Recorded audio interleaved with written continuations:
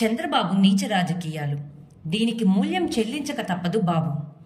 జగన్మోహన్ రెడ్డి చేస్తున్న మేమంతా సిద్ధం అనే యాత్రతో రాష్ట్రమంతా వైసీపీ గాలి రావడంతో జీర్ణించుకోలేక ఎలాగైనా దీన్ని డైవర్ట్ చేయాలి అనే ఉద్దేశంతోనే కావాలని జగన్ మీద దాడి చేసిన టీడీపీ పచ్చముట దాడి జరిగిన వెంటనే రాజకీయాలు పక్కన పెట్టి మానవతా కోణంతో ఖండించాలి. కానీ టీడీపీ నాయకులు ఇది కావాలనే వైసీపీ చేసింది అంటూ దారుణంగా TDP official Nara Lokesh ITDP నుంచి పచ్చముఠ జగన్ మీద సోషల్ మీడియాలో దాడి చేయడం మొదలుపెట్టారు. మోడీ కూడా స్పందించడంతో ఇది ఏదో తేడా వచ్చేలా ఉంది అని వెంటనే చంద్రబాబు ఆ దాడిని ఖండిస్తూ ట్వీట్ చేశారు. ఇక్కడే చంద్రబాబు దొరికేశాడు. పార్టీ నుండి వైసీపీ మీద దాడి చేయిస్తున్నారు, చంద్రబాబు ఏమో ఖండిస్తూ వేరే వర్షన్ వేశాడు.